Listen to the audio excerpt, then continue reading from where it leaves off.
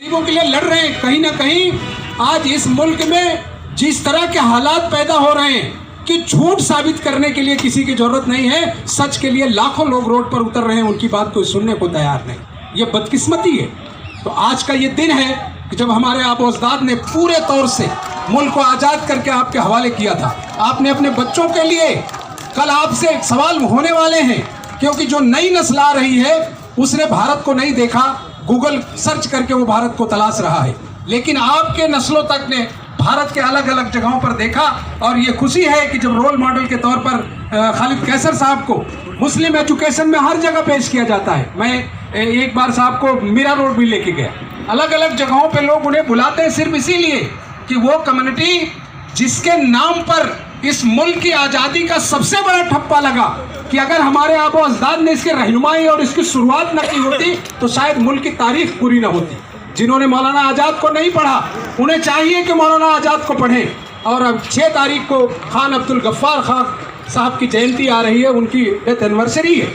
शायद आपको जानकर हैरत होगी दोस्तों कि खान अब्दुल गफ्फार खान दुनिया का वो अकेला लीडर जिसकी अगवानी के लिए मिसेस गांधी खुद गई थी और एक पोटली उनके हाथ में थी। जब वो जहाज से उतरे इलाज के लिए हिंदुस्तान आए थे तो मिसेस गांधी ने कहा कि खान साहब, मेरे आबो-अजदाद ने आपके बारे में बहुत कुछ बताया है मुझे, मैं चाहती हूँ कि ये पोटली मैं उठाकर आपके लेके चलूँ। तो उन्होंने कहा कि मैडम, मेरे पास अब यही बचा है, ये मेरे पास रहने दीजिए। वो खान अब्दुल गफ्फार खान जिनकी तारीख आप पढ़ो कि जलियांवाला बाग में जब गोली चली, जनरल डायर ने मारा लोगों को, तो उस वक्त पठानों के रहनुमाई कर रहे थे, वो उनकी लीडरशिप क़यादत कर रहे थे। तो किसी ने कहा कि ये लड़े नहीं, ये भाग रहे थे जलियांवाला बाग में। खान अब्दुल गफ्फार खान खड़े हुए आवाज दिया कि ऐ लोगों सुनो, 76 पठानों को गोली लगी है, अगर एक पठान के पीठ पे गोली लगी होगी तो मुल्क की आज़ादी मांगने से इनकार करूंगा और लौट जाऊंगा। छाती खोल कर देख लो, 76 के 76 पठानों के सीने में गोली लगी थी। ये आपके आबो-अजदाद की हिस्ट्री है जिसके हम मिसाल देते हैं। वो मौलाना आज़ाद जिसने मुल्क की आज़ादी के लिए अपने लोगों के बीच जाकर कहा, जब मुल्क बट रहा था तब भी उन्होंने मस्जिद की मीनारों से आवाज़ दिलवाई कि हमें बाहर जाने की ज़रूरत नहीं है, हमारे आबो-अजदाद की सारी दरगाहें, सारी मस्जिदें, सारी चीज़ें इसी मुल्क में हैं।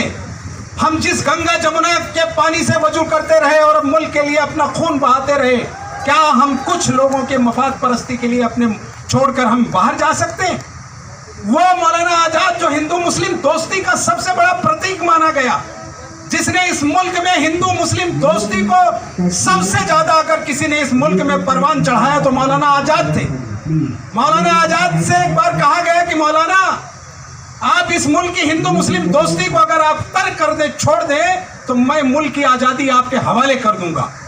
मौलाना ने कहा, सुनो, अगर कुछ दिल्ली के कुतुब मीनार पर आसमान की बदलियों से उतरकर एक फरिश्ता आए और ये कह दे कि मौलाना आप इससे दस्तबरदार हो जाइए हिंदू मुस्लिम दोस्ती से और मैं आपको मुल्क की आज़ादी दे दूंगा, तो मौलाना ने कहा कि मैं कह दूंगा कि मुल्क की आज़ादी अभी मुझे नहीं चाहिए, लेकिन मेरे मुल्क का हिंदू मुस्लिम दोस्ती मुझे चाहिए। इतना बड़ा सिंबल मुसलमानों का ही नहीं बल्कि इस भारत का है जिसका नाम मौलाना आज़ाद।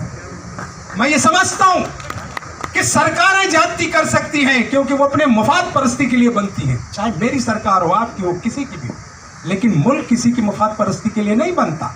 मुल्क आपके आबो-अजदाद के खून से बना और ये मुल्क जो दुनिया भर में जाना जाता है, चाहे शांति के प्रतीक के लिए गंगा जमुना के पानी में दर्शन और स्नान के लिए कोई आए, दुनिया के किसी मुल्क में जाइए, आपको हिंदुस्तान का नाम बड़े प्यार से लेना पड़ता है क्योंकि यहाँ शांति के लिए लोग आते हैं। लेकिन जो लोग आज हैं जो बदमाशी कर रहे हैं, शायद उन्होंने इस मुल्क के इतिहास को नहीं पढ़ा।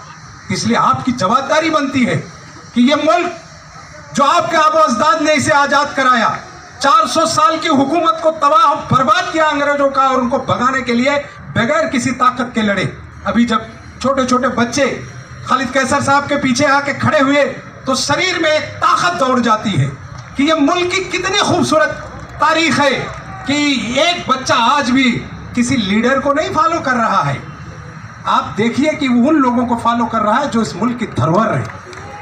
आपके पीछे झांसी की रानी वो छोटी सी बच्ची है, अभी उसे मालूम नहीं कि झांसी की रानी का इतिहास क्या था, लेकिन उसके मुंह से जो आवाज़ निकल रही थी वो इस बात का एहसास कर रही थी कि यही मेरे मुल्क का कल्चर है। जब उसके पीछे सुभाष चंद्र बोस का इशू आया तो बहुत सारे लोगों ने आज उन्हें याद किया, और जो घटना अभी 3 दिन पहले कलकत्ता में हुई उसका भी लोगों ने जिक्र किया। यही फख्र होना चाहिए कि इतनी तारीख दुनिया के किसी मुल्क में नहीं है जितनी खूबसूरत तारीख आपके नाम पर है।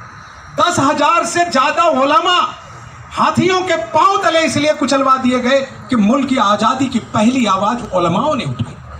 ये फख्र होना चाहिए कि हमारी मजाहिब ने सिर्फ मजहब की बात नहीं की, सिर्फ दीन की बात नहीं की, बल्कि उन्होंने इस मुल्क के आज़ादी के लिए पहली कुर्बानी भी पेश की। आपको पता होगा कि उस ज़माने में जब पाकिस्तान हिंदुस्तान एक था तो दिल्ली से लेकर जो कराची है वहाँ की दोनों तरफ की सड़कों के दोनों तरफ उलमाओं के सर टंगे हुए मिले या हाथियों के पांव से कुचलवाए हुए मिले। ये तारीख है आपके आबो अजदाद की। आप पढ़िए और अपनी नस्लों को बताइए कि आपके आबो अजदाद ने इस खूबसूरत ज़मीन के हर इलाके में कोई खित्ता नहीं बचा है इस मुल्क का जहाँ पर उनका खून इस मिट्टी को ना मिला हो। उसके बावजूद इस मुल्क के लोग सवाल पूछते, इसलिए पूछते हैं कि आप कमज़ोर पड़ रहे हैं। सवाल लोग इसलिए पूछते हैं कि आप सच उठाने से डरते हैं। मैं लोगों से कहता हूं कि शर्म किस बात की। आपके आबो अजदाद ने जो खून पेश किया है हमारे अपने भाइयों को बताइए, अपने साथियों को बताइए, क्योंकि इस मुल्क का सबसे ज़्यादा सेकुलर अगर कोई है तो इस मुल्क का हिंदू सेकुलर है। मैं मुसलमानों से ज़्यादा हिंदू दोस्तों को सेकुलर मानता हूं, क्योंकि वो बड़ी तादाद में है, हम कम तादाद में हैं। उसके बाद भी वो हमारी रक्षा के लिए सबसे पहले आते हैं। अगर चंद बदमाश मेरे यहाँ हैं, चंद बदमाश उनके यहाँ हैं, उसे हम समाज के नाम पर कैसे बांट सकते हैं? मैं लोगों से कहता हूँ कि आप जाओ उनके बस्तियों में, आप अपनी कौम की उन तमाम अच्छी चीज़ों को पेश करो जिसकी वजह से आप पहचाने जाते हैं। मजाहिब की वजह से पूरी दुनिया में आपकी कदर होती है, तो आप अपने मजाहिब की अच्छी चीज़ों के लिए वहाँ जाइए और उन सौदा करने वाले लोगों को भी उन्हें सावधान करिए। ज़रूरी नहीं है कि एक मौलवी बिल्कुल मुकम्मल मौलवी ही होगा, ज़रूरी नहीं है कि एक लीडर जो खादी पहनता है वो ही सारा काम करने वाला है, क्योंकि जो आप कर सकते हो वो कोई नहीं कर सकता। इसलिए ज़रूरी है कि आप जब एक दूसरे को मिलें तो आप अपने बारे में उन्हें बताएं, आपके अपनी कम्युनिटी के बारे में बताएं, अपनी पहचान के बारे में बताएं, क्योंकि जब तक आप अपनी बातें उन तक नहीं रख पाएंगे आप अपनी पहचान खो देंगे। जिस तरह की चीज़ें हो रही हैं आज देश में, ये कभी हम लोगों ने सोचा भी नहीं था। सरकारें आ सकती हैं, बदल सकती हैं, क्योंकि देश के संविधान ने सबको अधिकार दिया है। आप अपने वोट से किसी को बदल दीजिए, लेकिन अपनी ताकत से इस मुल्क के 5000 साल पुराने कल्चर को तबाह और बर्बाद मत करिए। जिस देश में हिंदू मुस्लिम एकता की ऐसी दुहाई रही हो कि गंगा का खूबसूरत पानी लोगों के लिए खेतों में जब बहता है तो ये सोचता नहीं कि गंगा का ये पवित्र पानी मुसलमानों के खेत में नहीं जाएगा, और अगर जाएगा तो उनकी फसलों को नहीं होने देगा। ऐसा तो कभी गंगा ने नहीं किया। आप जाइए इलाहाबाद, आप जाइए बनारस, आप जाइए कलकत्ता, इन खूबसूरत नज़ारों को अपनी आंखों से देखिए कि लाखों हेक्टेयर खेतियाँ जो लहला रही हैं वो गंगा और जमुना के पानी से लहला रही हैं।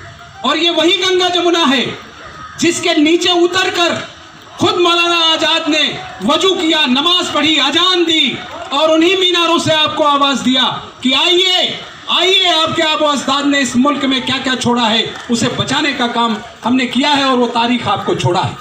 लेकिन हम चंद लीडरों के लिए, और कैसी लीडरशिप है इस देश की कि हमको अफसोस होता है 130 करोड़ के इस भारत में 18 करोड़ लोग एक पार्टी को वोट देते हैं, सरकार बनती है। 10 करोड़ लोग वोट देते हैं, 40 सांसद नहीं आता। 2.5 करोड़ लोग उत्तर प्रदेश में मायावती को वोट देते हैं, 1 सीट नहीं आती, और 2.5 करोड़ वोट लोग जयललिता को देते हैं, 39 सीट आती है। ये भारत का लोकतंत्र है। हम ये कहते हैं कि हम 132 करोड़ लोगों का रिप्रेजेंटेशन कर रहे हैं। कितनी शर्म की बात है कि बात तो आप कर रहे हैं लेकिन आपने कभी उस गणना को नहीं देखा जिसने आपको चुना था। तो आपकी जवाबदारी बनती है कि आप सभी लोग अपने आने वाली नस्लों को जरूर बताएं कि आपके आबो अजदाद ने इस मुल्क के लिए क्या किया। वक्त करीब है। मेरा ख्याल मुंबई के joint police commissioner Nagare Patil साहब बस जस्ट पहुंचने वाले हैं, मेरा ख्याल नीचे आ गए हैं। उसके फौरन बाद जो है अच्छा यस